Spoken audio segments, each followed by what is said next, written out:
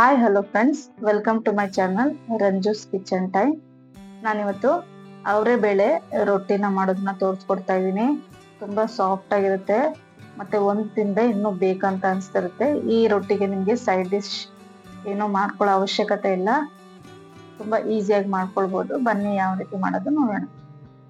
ಈಗ ಮೊದಲಿಗೆ ಒಂದು ಕಡಾಯಿಯಲ್ಲಿ 1 ಕಪ್ಪಷ್ಟು ನೀರು ಹಾಕ್ಕೊಂಡು ಅದಕ್ಕೆ ಹಿತ್ಕಿದ ಬೇಳೆ ಏನು ಬರುತ್ತೆ, ಅವರೇ ಬೇಳೆ ಸಿಪ್ಪೆನ ತೆಗ್ದಿರೋಂಥದ್ದು, ಅದನ್ನ ಹಾಕೊಂಡು ರುಚಿಗೆ ತಕ್ಕಷ್ಟು ಉಪ್ಪನ್ನ ಹಾಕಿ ಈ ರೀತಿ ಒಂದು 80% ಅಷ್ಟು ಬೇಯಿಸ್ಕೊಳ್ಬೇಕು. ಮೀಡಿಯಂ ಫ್ಲೇಮ್ ನಲ್ಲಿ ನೋಡಿ, ಬೇಗ ಬೆಂದೋಗ್ಬಿಡುತ್ತೆ. ಒಂದು 8 ನಿಮಿಷದೊಳಗೆ 8ರಿಂದ 10 ನಿಮಿಷದೊಳಗೆ ಬೆಂದೋಗ್ಬಿಡುತ್ತೆ. ಜಾಸ್ತಿ ಬೇಯಿಸ್ಕೊಳಕ್ ಹೋಗ್ಬೇಡಿ. ಇಷ್ಟು ಬೆಂದಾದ್ಮೇಲೆ ಸ್ಟವ್ನ ಆಫ್ ಮಾಡಿ ಅದಕ್ಕೆ 2 ಕಪ್ ಅಷ್ಟು ಅಕ್ಕಿ ಹಿಟ್ಟನ್ನ ಸೇರಿಸ್ಕೊಳ್ತಾ ಇದ್ದೀನಿ. ಹಾಗೆ ಸ್ವಲ್ಪ ಕರ್ಬೇವಿನ ಸೊಪ್ಪು, ಹಾಗೆ 1ರಿಂದ 2 ಮೀಡಿಯಂ ಸೈಜ್ ಈರುಳ್ಳಿನ ಸಣ್ಣಕ್ಕೆ ಹೆಚ್ಚಾಕೊಂಡು ಒಂದು 1/4 ಕಪ್ ಅಷ್ಟು ಕೊತ್ತಂಬರಿ ಸೊಪ್ಪನ್ನ ಹಾಕೊಳ್ತಾ ಇದ್ದೀನಿ.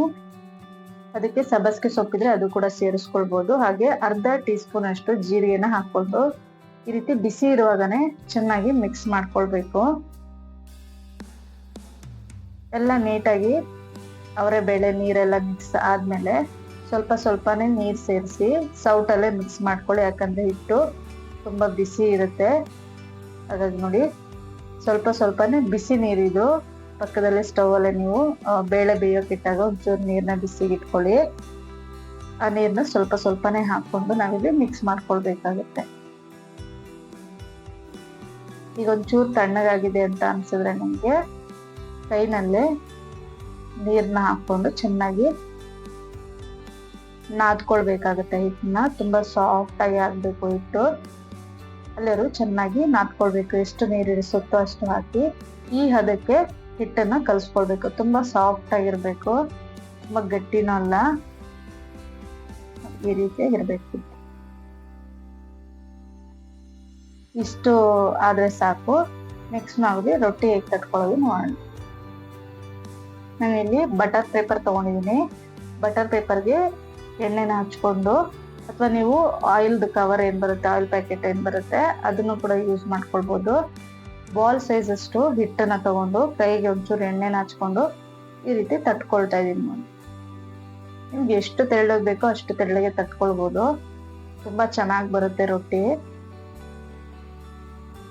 ನೋಡಿ. ಈ ರೀತಿ ಎಷ್ಟು ತೆಳ್ಳಗೆ ಬೇಕೋ ಅಷ್ಟು ತೆಳ್ಳಗೆ ತಟ್ಕೊಳ್ಬೇಕು. ಬಟರ್ ಪೇಪರ್ ಆದ್ರೆ ತೆಳ್ಳಗೆ ತಟ್ಕೊಳ್ಬಹುದು. ಎಣ್ಣೆ ಕವರ್ ಮೇಲೆ ಎಷ್ಟು ತೆಳ್ಳಗೆ ತಟ್ಕೊಂಡ್ರೆ ತವಾ ಮೇಲೆ ಹಾಕೋ ಅಷ್ಟೊತ್ತಿಗೆ ಒಡೆದೋಗ್ಬಿಡುತ್ತೆ. ಹಾಗಾಗಿ ಎಣ್ಣೆ ಕವರ್ ಮೇಲೆ ಏನಾದ್ರು ನೀವು ಮಾಡೋಗಿದ್ರೆ ಸ್ವಲ್ಪ ದಪ್ಪಕ್ಕೆ ತಟ್ಕೊಳ್ಳಿ.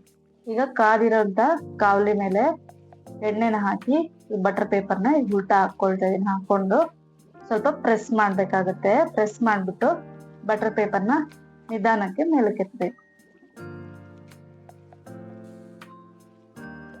ಈಗ ಇದಕ್ಕೆ ಮುಚ್ಚಳ ಮುಚ್ಚಿ 1-2 ನಿಮಿಷ ಬೇಯೋದಿಕ್ಕೆ ಬಿಡ್ಬೇಕು ಮೀಡಿಯಂ ಫ್ಲೇಮ್ ಅಲ್ಲಿ.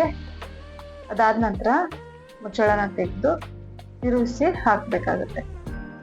ತಿರುಗಿಸಿ ಹಾಕಿ ಮುಚ್ಚಳ ಮುಚ್ಚಿ ಮತ್ತೆ 2 ನಿಮಿಷ ಬೇಯಿಸ್ಕೊಳ್ಬೇಕು. ಮುಚ್ಚಳ ಹಾಕಿನೇ ಬೇಯಿಸ್ಬೇಕಿಲ್ಲ ಅಂದ್ರೆ ನೀಟಾಗಿ ಬೇಯಲ್ಲ. ಯಾಕಂದ್ರೆ ಅವರೇ ಬೇಳೆ ಇನ್ನೂ 20% ಬೇಯಬೇಕಾಗಿರುತ್ತೆ. ಈಗ ಇದನ್ನ ತಿರುಗಿಸಿ ಹಾಕಿ ಮೇಲೆ ತುಪ್ಪ ಅಥವಾ ಬೆಣ್ಣೆ ಅಥವಾ ಎಣ್ಣೆ ಏನ್ ಬೇಕಾದ್ರೂ ಹಾಕೊಳ್ಬಹುದು. ಹಾಕೊಂಡು 1 ಸೆಕೆಂಡ್ ತಿರುಗಿಸಿ ಬೇಯಿಸ್ಕೊಳ್ಳಿ. ಜಾಸ್ತಿ ಬೇಯಿಸ್ಕೊಳಕ್ ಹೋಗ್ಬೇಡಿ. ತುಂಬಾ ಬೇಯಿಸ್ಕೊಂಡ್ರೆ ನಿಮ್ಗೆ ರೊಟ್ಟಿ ಗಟ್ಟಿ ಆಗ್ಬಿಡುತ್ತೆ.